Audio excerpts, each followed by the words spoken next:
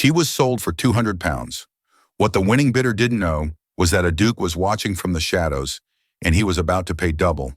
According to records from London's unofficial debtor auctions of 1818, this was a shocking intervention.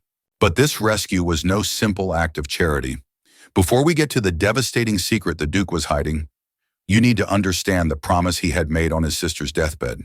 It changes everything. The air in the clandestine auction room in St. Onam. Giles was thick with the scent of gin, sweat, and despair. Elara Finch stood on a small wooden platform, the chill of the floorboards seeping into her bare feet. She kept her gaze fixed on a crack in the grimy wall, a jagged line that mirrored the fracture in her own life. She refused to look at the men below, their faces flushed with drink and avarice as they appraised her like she was a mare at Tattersall's. 20 years of age, the auctioneer, a man named Silas Croft, who was both auctioneer and primary creditor, announced with a greasy smile. Educated, reads and writes, unblemished, from good stock despite recent misfortunes. Historical records from the period show that such informal sales of dependents, while illegal, were a grim reality in cases of insolvency among the debt-ridden gentry. According to Dr. Evelyn Reed, a historian specializing in Regency-era social contracts, for a woman without legal protection or inheritance, a guardian's debt could effectively become her prison sentence. She was property in all but name. £100, a voice called out. It was a merchant she vaguely recognized.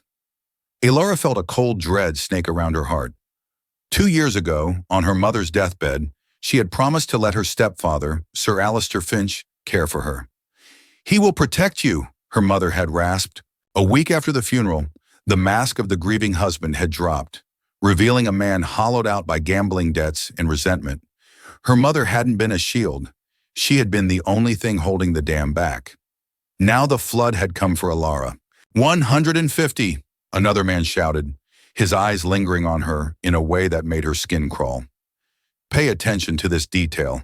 It becomes crucial later. Sir Alistair stood in a shadowed corner, wringing his hands, not with worry, but with a sick, eager anticipation. This sale wasn't just about clearing his debt with Croft.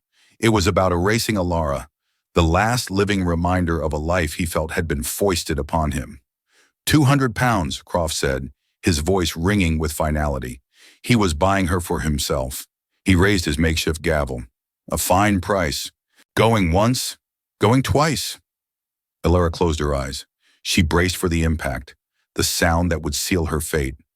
This is a moment so many have faced, that feeling of absolute powerlessness. Have you ever felt trapped like that, with no way out? The main doors of the warehouse slammed open, cracking against the walls like a gunshot. The room fell silent. A man strode in, bringing the cold night air with him. He was tall, dressed in impeccable but severe black, his dark hair untouched by the rain that slicked the cobblestones outside. His face was a collection of harsh angles, dominated by eyes that seemed to absorb all the light in the room. He didn't survey the crowd. His gaze landed directly on Elara, and for a split second, she saw a flicker of something raw and furious in their depths. Duke Beaumont, someone whispered. The name rippled through the room in a wave of shock and fear. Duke Alaric Beaumont, the reclusive master of Blackwood Manor in Kent, a man who hadn't been seen in London society for years.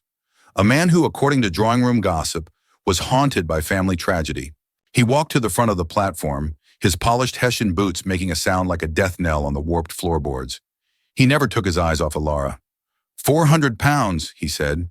His voice was quiet but carried an authority that sliced through the stunned silence. Croft's jaw dropped.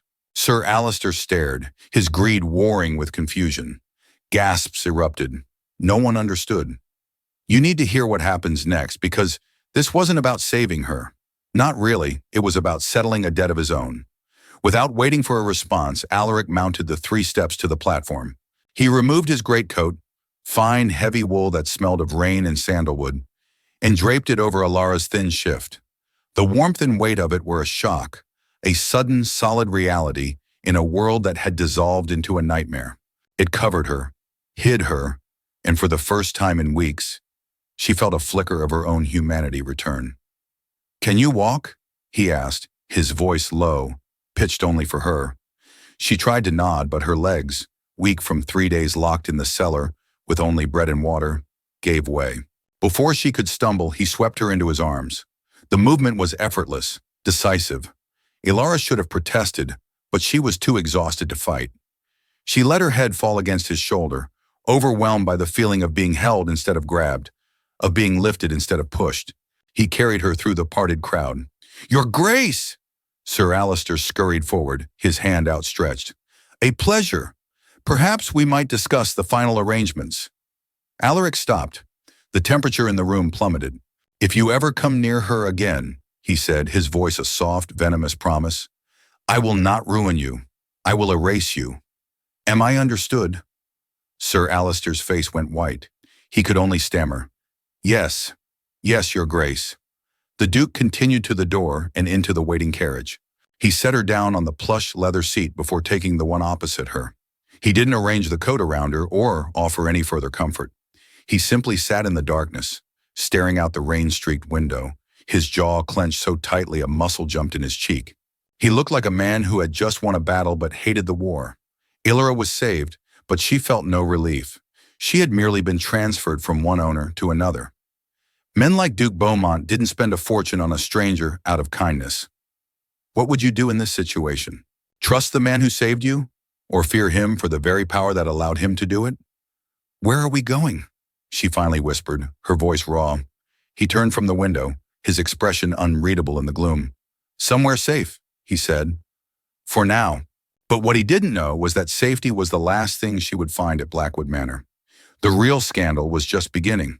By the end of this story, you will discover the 3 shocking truths that rock the aristocracy. The first secret is the real reason he paid double for her. But wait for it. The second secret will change how you see everything. Blackwood Manor rose from the Kent landscape like a fortress of gray stone and shadow. It was a place of stark, Gothic beauty, but it felt less like a home and more like a mausoleum. For the first week, Ilara saw the Duke only at dinner. Their meals were silent, tense affairs in a grand dining hall where her quietest movements echoed. He wasn't cruel, but he was distant, a ghost in his own house. Ilara later described this period in a diary entry, which was preserved in the Beaumont family archives. She wrote, "I have been given a gilded cage. The bars are politeness, the lock is gratitude, but I am a prisoner nonetheless. I do not know my crime or the length of my sentence." She spent her days in the vast, dusty library. Her father, her real father, not Alistair, had been a scholar of botany and estate management. He had filled her head with knowledge, teaching her crop rotation, husbandry, and the delicate art of balancing an estate's books. It was a strange education for a young woman, but it was all she had left of him. It was a seed of knowledge, planted long ago, waiting for the right moment to grow. One afternoon, she found a set of estate ledgers tucked away on a low shelf. Estate documents dated from 1815 to the present reveal a troubling pattern of decline. The handwriting grew more erratic, the numbers less precise, after the death of the old Duke. She noticed small but significant discrepancies. Payments to suppliers that didn't exist, crop yields that seemed unusually low. Something was wrong. "Stay with me. The best part is coming." The housekeeper, Mrs. Gable, a stern but not unkind woman, watched Ilara with wary eyes. "His Grace has not been himself since Lady Livia passed," she offered one day, her voice softening. "His sister. It broke something in him." A week later, the Duke summoned Ilara to his study. It was the first time she had been in the room. A large, beautiful portrait hung over the mantelpiece. A young woman with Alaric's dark eyes, but hers were filled with a light and laughter that seemed long extinguished in his. "That is Livia," he said without preamble. "My sister." He finally told her the story. It was the first of the 3 secrets. "My father forced her into a marriage with a man twice her age to settle a debt, a man much like Silas Croft. He was cruel. He broke her spirit. She died within a year. The physician's report, dated March 15th, 1816, cited a fever. But I knew the truth. She died of a broken heart."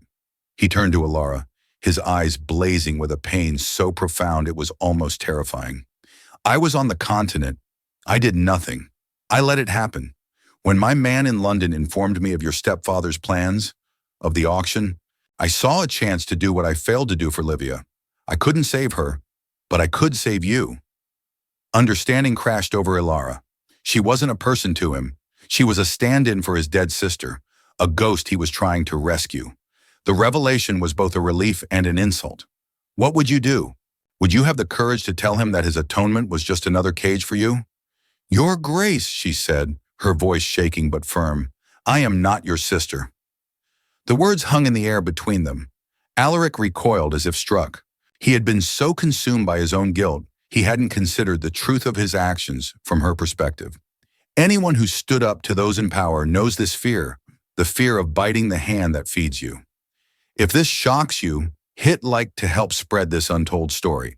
But their confrontation was interrupted. A footman entered, his face pale. Your Grace, Sir Alistair Finch is here.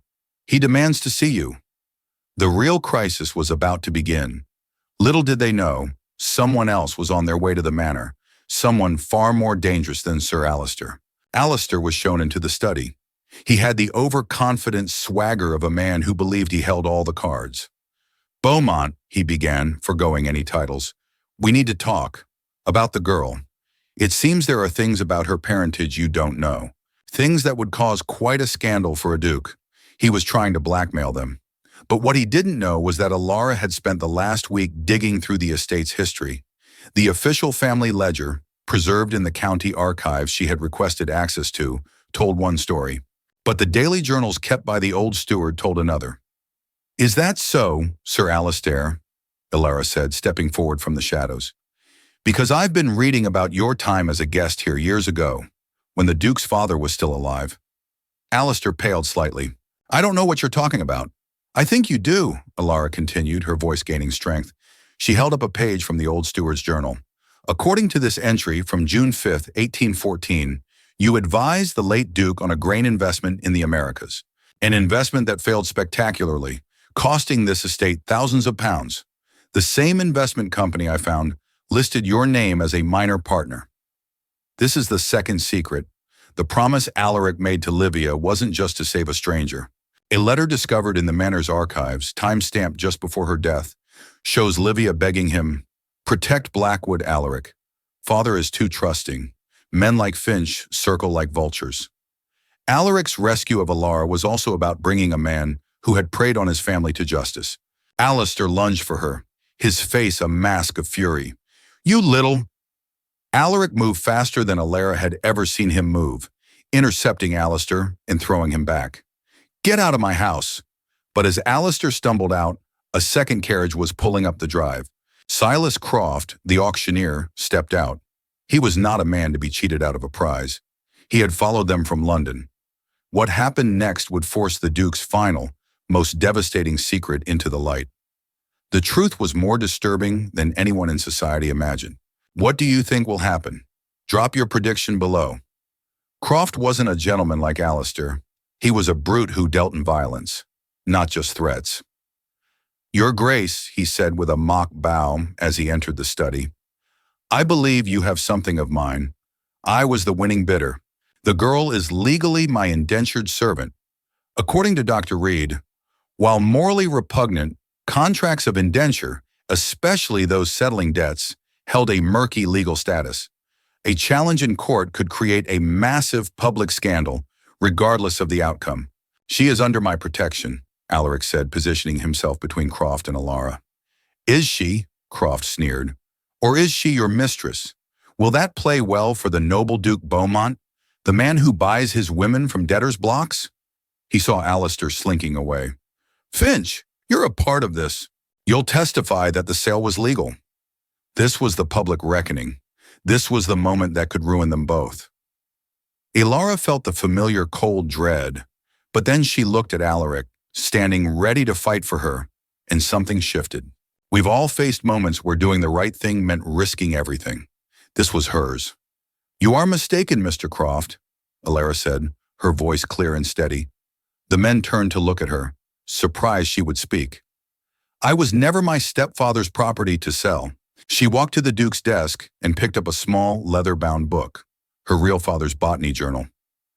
My father, Harold Worthington, was a tenant on the Beaumont estate. He was a respected scholar, Before he died, he discovered a rare orchid on this land, the Blackwood Lady's Slipper.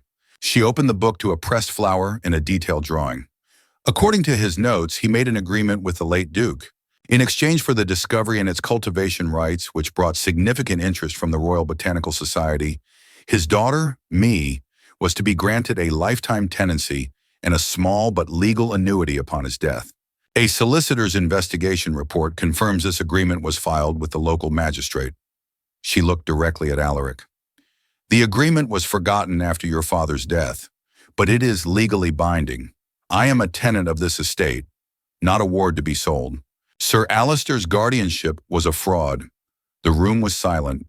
Croft and Alistair stared, their schemes unraveling. They had no claim on her, none at all. She had saved herself. Her father's legacy, the knowledge he had given her, was the key that unlocked her cage. Get them out of here, Alaric said to his staff, his voice filled with a quiet pride that made Alara's heart ache. That night, after the men were gone and the house was quiet, Alaric came to her in the library. The emotional peak of their journey was here. You were magnificent, he said softly. I just used what my father gave me, she replied, tracing the spine of a book. Elara, he said, and the way he spoke her name made her look up. There is one last secret. This is truth number 3, the one that changed everything. He pulled a small, worn letter from his coat. It was from Livia. In her last letter to me, she wrote about you. She had met you once as a child in the gardens with your father. She wrote, I met the botanist's daughter today, Alaric. She has a fire in her eyes. She is clever and kind. She is the sort of woman I hope you find one day. One who is your equal, not your subject. He stepped closer. When I saw you on that platform, I saw her ghost. But when you stood up to me, when you challenged me, when you saved us both, I finally saw you. The woman my sister saw all those years ago. Dignity isn't given, it's claimed. Elara had just claimed hers. The aftermath wasn't a fairy tale. The scandal still had to be managed. The Dowager Duchess, Alaric's formidable mother, arrived from London, initially horrified. But when Elara, using her knowledge of estate management, presented a clear, concise plan to recover the funds lost by Alistair's fraud and restore the estate's financial transparency, the Duchess saw not a scandal, but an asset. She saw a partner for her son. Together, Alaric and Elara began to rebuild. They didn't fall into a whirlwind romance. They built a partnership. Elara's annuity was reinstated, giving her financial independence. She took an active role in the estate's management, focusing on sustainable stewardship and ensuring fair treatment of the tenants, establishing a sense of community trust that had been eroded for years. Share this with someone who needs to know the truth about what real partnership looks like. They established a small scholarship fund in Livia's name, dedicated to youth literacy and ensuring better education access for the children of the estate. It was a testament to their shared commitment to public service and creating a philanthropic legacy. Elara worked with local craftsmanship to restore parts of the manor, focusing on historical preservation. Their work wasn't just about restoring a building, it was about responsible governance and building a safe community. One evening, months later, they stood on the terrace overlooking the gardens. Their relationship had become one of quiet understanding and deep respect, a foundation for family wellness. My sister was right, Alaric said, finally taking her hand. This time, it wasn't the hand of a rescuer, but of a partner. You are my equal. And you, Alaric, Elara replied, her heart full, are finally free of your ghosts. Their future wouldn't be without challenges. Policy compliance for the estate was complex, and their past would always be a part of their story. But it was a story they would now write together, built not on a dramatic rescue, but on the quiet, steady strength of two people who had found in each other a true home. Subscribe for more historical revelations like this. The truth matters.